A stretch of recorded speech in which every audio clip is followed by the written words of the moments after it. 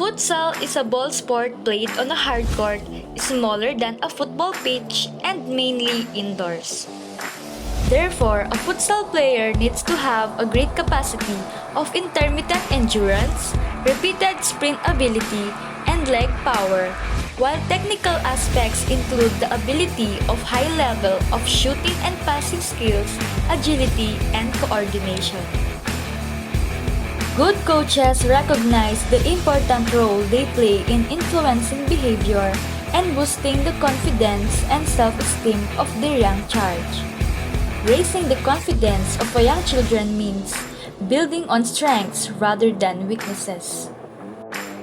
In futsal, organization is everything, and too often, teams end up losing because they are badly lacking a strategy. A lot of success in futsal is reliant on the skill of your players. The key to winning games comes from experience, good organization, and playing smart. Diamond formation offense strategies and tactics. Diamond formation.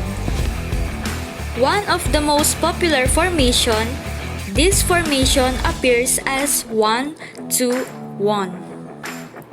The system has one player in defense, two in midfield, and one striker.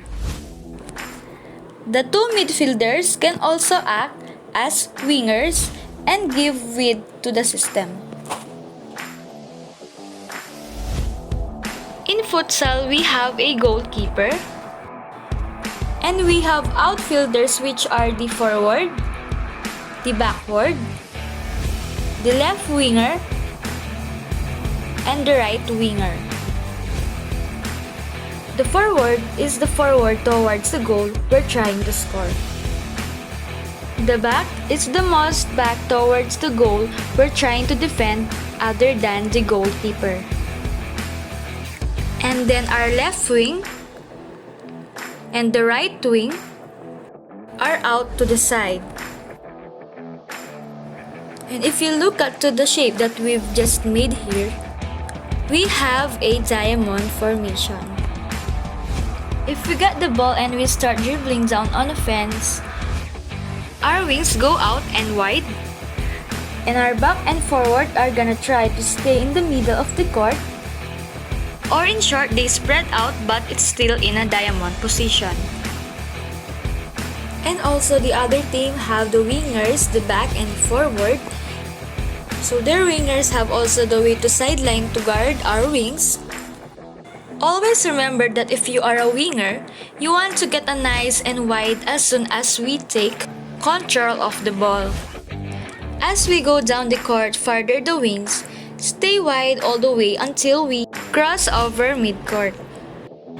And the back and forward continue to push down the court toward the offensive hand. And when we get on the offensive, half of the wings are going to start driving toward the goal post of the goal we're trying to score. So it's important to note that the left wing is going to the left post and the right wing is going to the right post. So this progress a little bit farther, you'll see the wings start coming in, and then eventually, we have the ball really down in front of goal of the other team. Goal, we're trying to put pressure now because both wings that are forward or in the penalty area on the offensive. In that way, we can get some rebound shots, or maybe the ball bounces off one of the other team's leg and we can get a shot off nice and easy.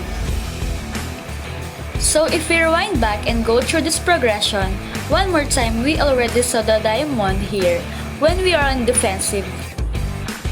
And as we move down the court, we still have a diamond formation. And then as we move further, we still have a diamond. As the wings start coming in towards their post, we still have a diamond.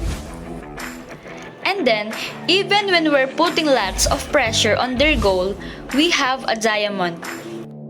So we're gonna try to stay in the diamond formation as much as possible. Defense strategies and tactics. It is cover against the counter attack. It is very tempting to abandon defensive duties when your team is attacking.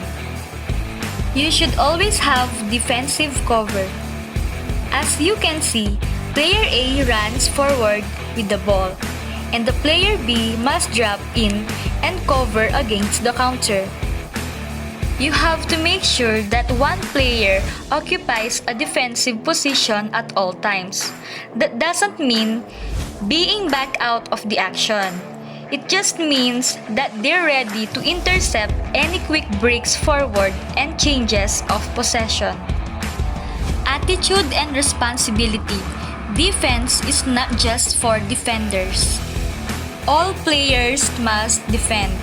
As you can see, if player A and B won't put any pressure on the opponents, the remaining defenders will be outnumbered. Very difficult to play against. It's a huge misunderstanding when a player thinks they are not responsible for defending. The attitude of "I'm a striker, I don't defend" is utter nonsense for 5 aside. 5 is more like basketball. You attack as team and you defend as a team. Always be goal side of your opponent. Position goal side. As you can see, all players are correctly positioned on the goal side of their opponents, except player A.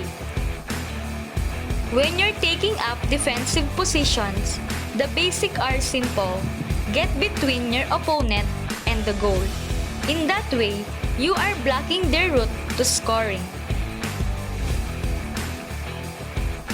Keep them out of the danger areas. Force opponents away from goal. Keep opponents out of the danger zone. Force them down the sides or backwards. Always remember that the closer an opponent is to goal, the better their chance of scoring. So the obvious way of restricting chances is making sure that they don't get anywhere near by showing them away from goal. Stop the shots. As you can see, the left side is wrong because the defender is too far away from opponent, allowing a shot. And the right side is right because the defender is correct distance, preventing a shot. So the key to stopping this is making sure that you get close enough the opponent, which means pushing out towards them. Some defenders get so obsessed with the idea that defending involves retreating that they forget that sometimes they need to go forward to defend effectively. And the last is, stay with your players but cover each other. You should cover your opponent and your teammates. As you can see, if A's opponents get past him, player B should try to provide extra support. Always remember that even though you need to concentrate on marking your own player, you also need to cover your teammate if they are beaten. This means positioning yourself appropriately to do both. And that's all for today. Thank you for watching. Hope you've learned a lot.